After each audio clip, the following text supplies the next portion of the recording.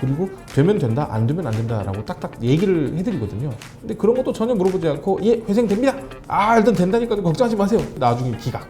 안녕하세요. 도산 전문 변호사 박승호 변호사입니다. 오늘은 이상한 회생 파산 사무실 거르는 방법에 대해서 알아보도록 하겠습니다. 이게 사실은 회생 파산뿐만이 아니에요. 어떤 변호사 사무실을 피해야 되느냐의 문제로 귀결된다고 보시면 돼요. 왜냐하면 회생 파산에서 일어나고 있는 많은 안 좋은 일들은 민형사 사건에서도 똑같이 일어난다고 보시면 됩니다. 결론은 하나입니다. 사무장 펌을 피하셔야 됩니다. 그게 가장 중요하고 가장 핵심입니다. 수임 단계에서 피할 수 있는 방법은 없냐? 가장 좋은 방법은 변호사를 만날 수 있느냐 없느냐인 거겠죠. 내가 변호사하고 연락을 할 수 있느냐 없느냐. 그러면 이제 이런 질문이 있을 수 있는데, 변호사님도 모든 의뢰인들의 번호를 다 핸드폰에 가지고 계세요라고 물어보시면 그건 아닙니다. 저도 저의 사생활이 있는데 그건 아니에요. 그렇지만은 저는 하루에 거의 두세 번씩은 의뢰인들하고 통화를 하죠. 어제도 통화를 했었고 그저께도 통화했었고 매일 통화를 하고 있죠. 사무실에 오시는 분들하고도 제가 인사를 나누고, 필요한 경우에는 제 밑에 있는 직원들만 상담 들어가는 게 아니라 제가 직접 상담 들어가서 여러분들 얘기를 직접 들어드리고. 근데 변호사를 죽었다 깨어나도 못 보는 것도 있습니다. 예를 들어가지고 사무실에 왔는데 변호사님 지금 바쁘시다, 안 계신다, 없다, 이렇게 얘기를 한다거나, 물론 진짜 없을 수도 있어요. 없을 수도 있겠죠. 재판 갔을 수도 있고 하니까요. 그럼 내가 한번 전화라도 한번 해보고 싶다라고 했는데 전화도 안 된다, 이런 것들이 상당히 이상한 부분이죠. 아니면 그런 경우도 있을 수 있어요. 사무실을 방문을 했는데 변호사 방은 없는 것 같다, 그런 데 있어요. 변호사 방이 없어요. 없어. 그리고 요새는 이제 많이 없어지긴 했지만 그래도 수임료나 비용을 입금을 하는데 법무법인이나 변호사 계좌가 아니라 사무장 개인 계좌나 혹은 제3자 계좌로 입금하라고 하는 곳은 반드시 피하셔야 됩니다. 그런 곳은 절대 피하셔야 됩니다.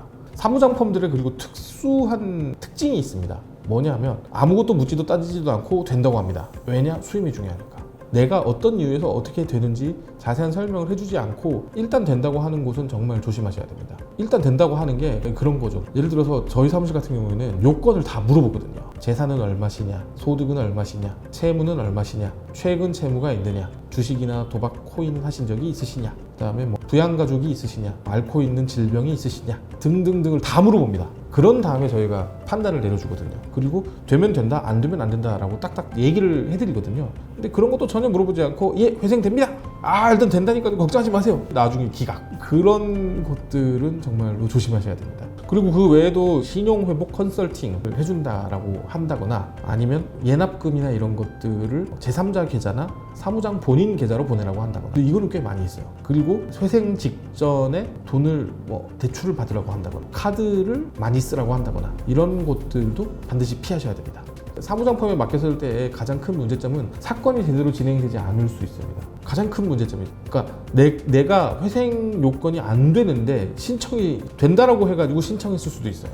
그럼 기각이 되겠죠. 실제 제 지인의 사례입니다. 제 지인께서 개인회생을 신청을 맡기셨는데 2년이 되도록 말이 없대요. 1년 반이 지나가지고 지금 2년이 다 돼가고 있는데 아무런 반응이 없어가지고 결국에는 저한테 개인회생 신청했다는 게 말하기 부끄러워가지고 말을 못하고 있다가 간신히 이제 얘기를 꺼냈죠. 승호야, 내가 개인회생을 사실 신청했는데 어떻게 돼가고 있는지 연락도 없다, 좀 알아봐 줄 수 있니? 이렇게 해가지고 제가 알아봐줬죠. 알고 봤더니까 기각이 됐었네요. 기각을 해가지고 항고를 해놓은 상태였던 거예요. 아니, 내가 지금 알아보니까 기각이 됐다가 항고를 해가지고 항고부에 지금 가 있는데 얘기를 들은 게 없냐? 라고 하니까 들은 게 없다는 거예요. 물론 자신의 사건이 어떻게 진행되고 있는지 그 자리에서 바로 얘기해달라고 하면은 바로 얘기해 줄 수는 없을 거예요. 사건이 너무 많으니까 그럴 수 있겠죠. 근데 하지만은 사건이 1년 반이 넘어가도록 한 번도 얘기가 없었다는 거는 상당히 이상한 부분이죠.